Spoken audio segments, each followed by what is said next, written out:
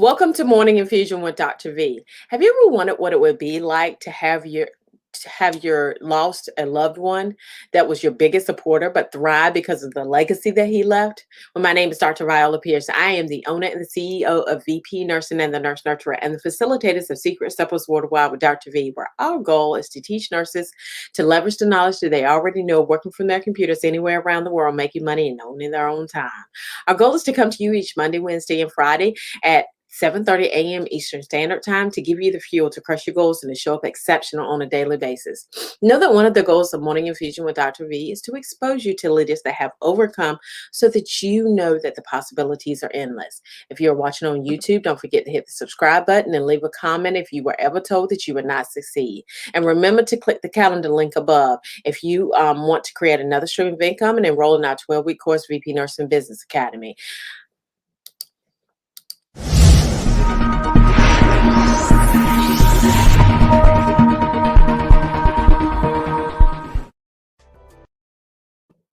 Our special guest today is Angelica Charles. Angelica Charles is a family nurse practitioner at UMA Pain and Spine Management Clinic. She attended North Carolina Central University in Durham, North Carolina, where she received a Bachelor's of Science degree in nursing in 2011. She went back to receive her Master's of Science in nursing with a concentration in family nurse practitioner and graduated with honors from Simon's University in Boston, Massachusetts. Angelica is a board certified family nurse practitioner and licensed in North Carolina. She started working at UMA Pain and Spine Management Clinic in Rocky Mount, North Carolina in 2019. She is attending East Carolina University to obtain her doctorate in nursing practice and working full time. She plans on opening her own med spa in the near future. She is an active member of several organizations, including the American College of Nurse Practitioners, American Nurses Association, Sigma Theta Tau, the International Honor Society of Nursing, where she was inducted in 2018 in the Society of Collegiate for Society and Leadership. Angelica lives locally with her husband and two children. She enjoys traveling the world, mentoring, making a difference, and spending time with her family and friends. So thank you, Angelica, for joining us today. So I can't hear you. Okay, now I can hear you. All right, we're in the good business. So now, why did you decide to go to school for nursing, like from the beginning? From the beginning, when I decided to go for nursing school, my grandmother, she had cancer, and when I was like I can't remember the age, but I was like a teenager. I watched the hospice nurses take care of her, and I've always, since I watched them take care of her, I always had that drive in me that I wanted to do the same thing and give back to people when I grew up. So that's when I realized I wanted to be a nurse. So I think it was like the year of 2001. Ah, cool. Now, did you did you inquire about nursing to them, or you just watched them and you said, that's what I want to do? I had just watched, 'cause at the time I was so young. I was just like just watched and just was amazed at the care that they gave my grandmother. Ah, gotcha. Now, you decided that you wanted to become an NP. Now, why did you want to seek this higher degree? For me, my story may be a little different. So when working in the hospital, I felt like every time a patient was maybe like going downhill or something was going on, I got to the point where I was actually calling the physicians and actually telling them, what I needed and the plan of care the patient would need. So I kind of felt like I had started doing more than what I was supposed to do. So I basically said I might as well go back to school and basically do the same thing and get paid for. Get paid. That's right. It's interesting that you said that because Sequisa that I interviewed on Wednesday, she said the very same thing. She said that she was always, given the recommendations, and because she was always given the recommendations, she decided that that was her thing. And I never really thought of it like that, but it is really a good way to really think about it. That okay, I'm giving the recommendations, I'm telling you what to do, then I might as well go back and just get the money in order to be able to do that myself. So now, what is some advice that you would give someone that is seeking the MP degree? Just make sure you do your research in different schools and make sure whatever that school is offering, you know, fits your schedule and fits your family, and also find that one or two people that you can rely on for support.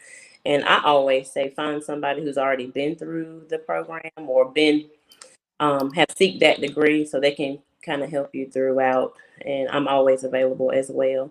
I love helping and getting people through, whether it's just advice or what I did and all that good stuff. And one of the things that I do like about my journey is that I always went with someone that I knew, right? So I could always bounce ideas off of. And I think that that's important in your journey. If you can get somebody to go with you. And I remember going back to get my BSc and Christy Bullock. She was like, "Look, we gonna be in school together."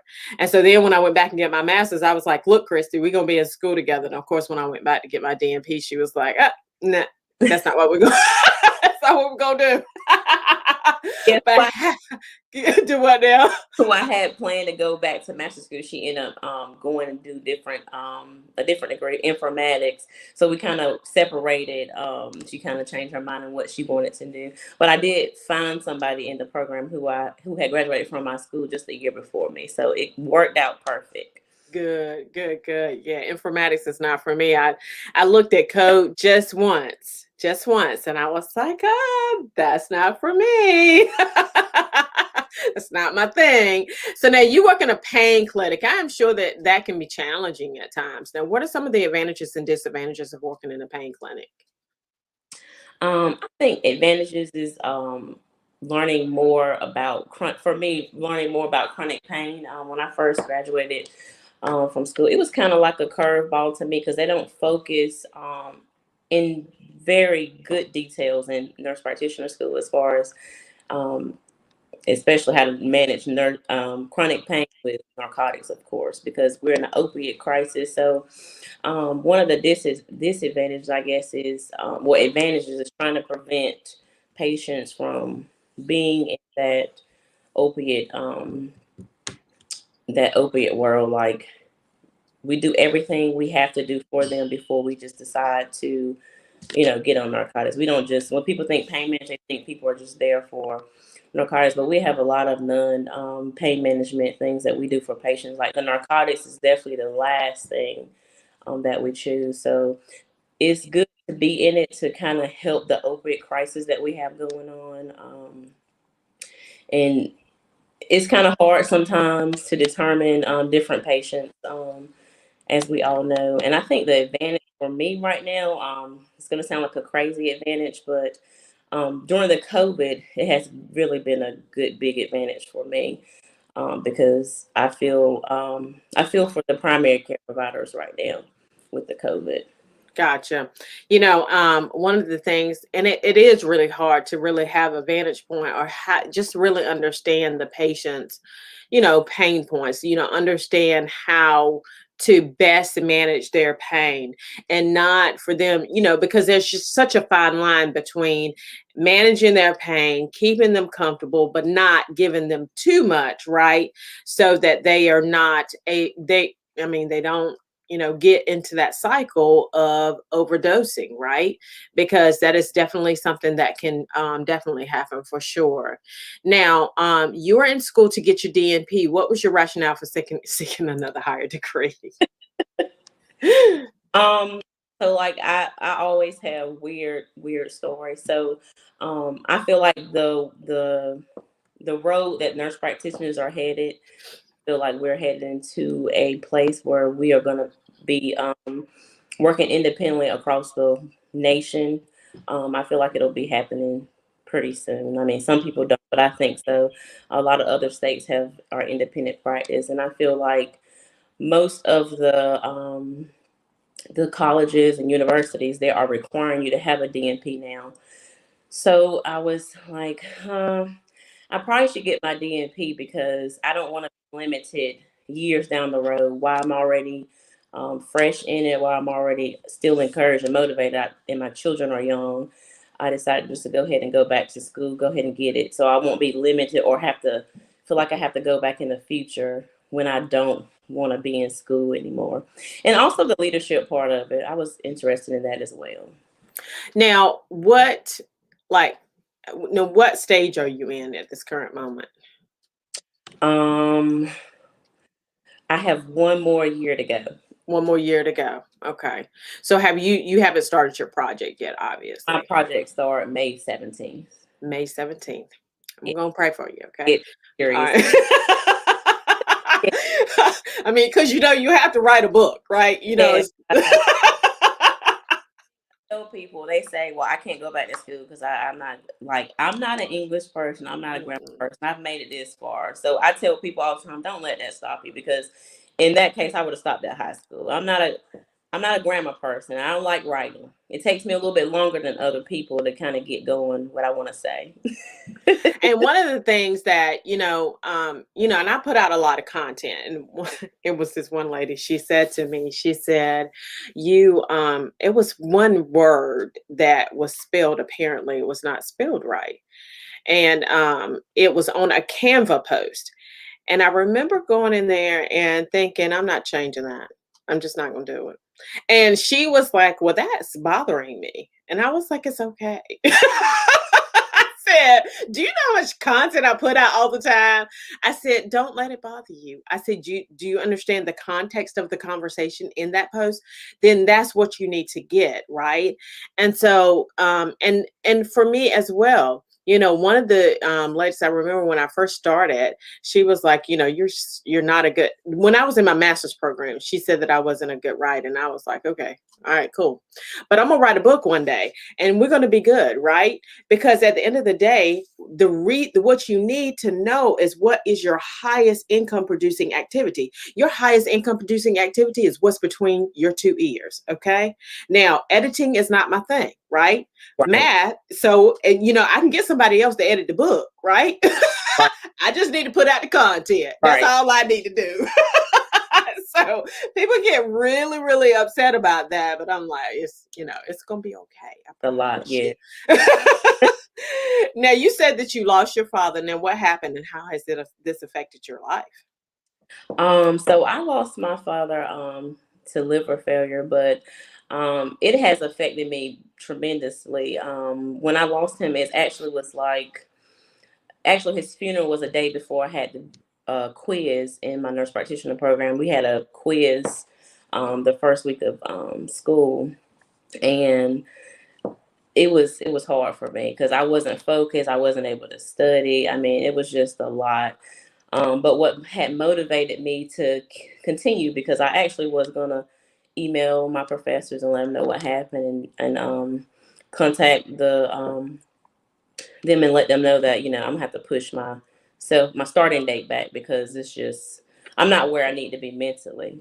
But when my daddy was in his last days, he told me that I guess he already knew that I was gonna probably try to push myself back, because we were really close. Like, me and my dad was really close.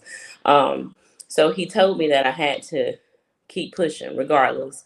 Um, Keep pushing and keep making them proud, as I have always done. So that was big for me. So every time I feel like, I'm not doing this anymore. You know, Because I, you have those days. I'll never forget. I think I made either 90 or 100 or something. I did really good. I didn't study, so I was winging that quiz because I tried to study with so much family. I just couldn't study. So that was big for me. If he wouldn't have said those words to me, truthfully, I don't know if I would have been able to start the program when I did. and you Eventually, know, but not when I did.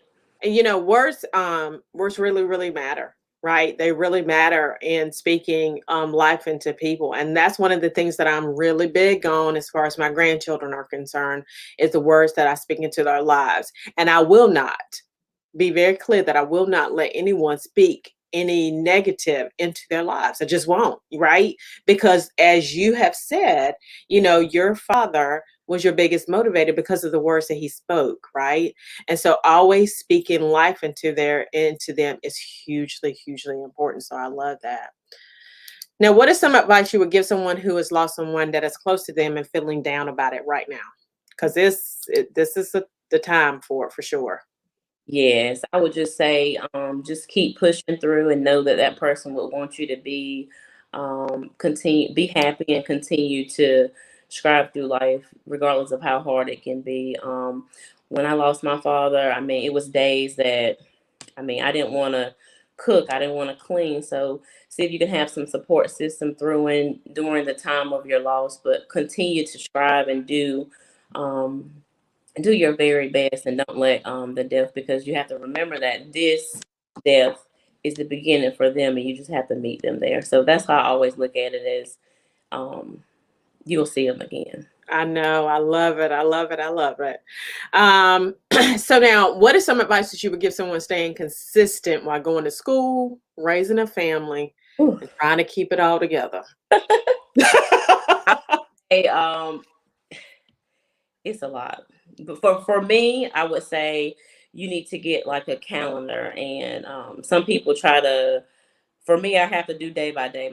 I'm so busy when I'm in school. I literally have to do day by day, and just what I normally do on Sundays. I look at the week, and then I'll write down each day of the week, and I'll put down what I have to do, and I try to not put things to the next day, to the next day. Like I have to get this done. So timelines, deadlines, to-do lists, and calendars are very important. And like I said, one or two people, if possible, for support. And if you don't have anybody that will support you, I'm pretty sure you can find people in the world that loves mentoring people like myself. I love mentoring people. So I just feel like it's hard, but you can do it. I mean, That's right. I haven't stopped working since I've been in school, and people are like, "How you do that?" And I honestly tell people, I don't know. Like, I always feel like I'm drowning, but my grades look like I'm swimming. So Hey, that's yeah, all that matters. That's Uh, all that matters.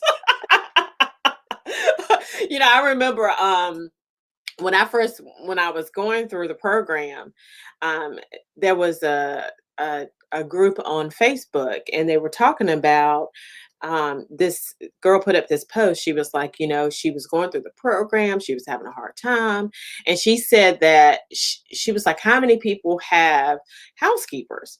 And I was like, well, that's a foreign concept. And like 300 people commented, and I was like, well, everybody got a housekeeper except for me. What's going on here? I need a housekeeper. We can't keep doing this right here. and my husband have discussed that, so we're probably gonna get one, like once or twice a month. Just we keep the house very clean, but like details. Right. Busy. Right, right. And I mean, literally, I was like, I cannot. And then understanding what to to to compress your time. So one of the things that I've done as well is I've tapped into going to pick up groceries, from the grocery pickup places, right? That's what I. Making sure that, instead of going, first of all, it saves you money, right? Because you're not going inside the store, you're not looking at all those end caps and those things that's at the counter that they want you to buy, right? And so you're saving money and you are saving yourself time because you're not going in the store and picking those things up. So understanding how to compress your time and how to save your time is huge, huge, huge. And I remember on Wednesday nights, because that's when all my assignments were due. It's so funny. My son would come in there, he inevitably come in about 6 o'clock on Sunday evening. I said, Devin, we can't talk right now. We just can't talk right now. I gotta get this done. So now, who is the person that has impacted your career, and why were they so impactful? I would say there was a professor called Miss Heath when I was in to get my bachelor's degree. She was a nurse practitioner. She did OBGYN, but I think she was my big motivator because she would just always be encouraging me and telling me I can do it. And I looked at her as like, okay, she's a nurse practitioner and she looks like me. And if she can do it, I think I can do it too. So, yeah. Sweet, sweet. Now, what is a book that has been impactful, and why was it so impactful? So the book is called The Pack. I don't know if you've ever heard of that. It's an old book. I had to read it, I think, in my society class when I was at North Carolina Central University. It was a great book to me. It was basically about three young black men who decided not to, get in the streets of violence and decided to make a pact with one another and go back to college and graduate together. So after reading that book, I mean, that book really impacted my life because every time I go through a different degree or different program, I always find that one or two people that I can actually rely on, bounce off, and we kind of make the pact that we're going to do this and we're going to do it together, and kind of like a no one left behind kind of thing. So that book is really, really impactful.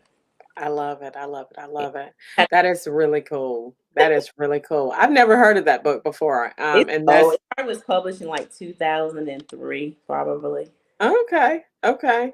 I have to go back and take a look at that. And I'm always interested in books because, the reality is that our knowledge is what gains us more.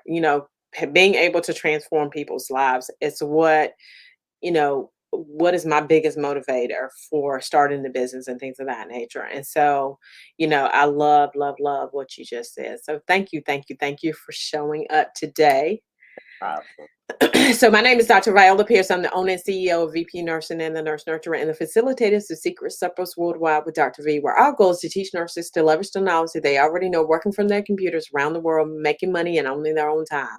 Our goal is to come to you 7:30 a.m. Eastern Standard Time, Monday, Wednesday, and Friday to give you the fuel to crush your goals and to show up exceptional on a daily basis. Know that one of the goals of Morning Infusion with Dr. V is to expose you to leaders that have overcome, such as Angelica. If you're watching on YouTube, don't forget to hit the subscribe button and leave a comment if you were ever told you would not succeed. And remember to click the calendar link above if you want to create another stream of income and enroll in our 12-week course, VP Nursing Business Academy. You guys have a phenomenal rest of your day.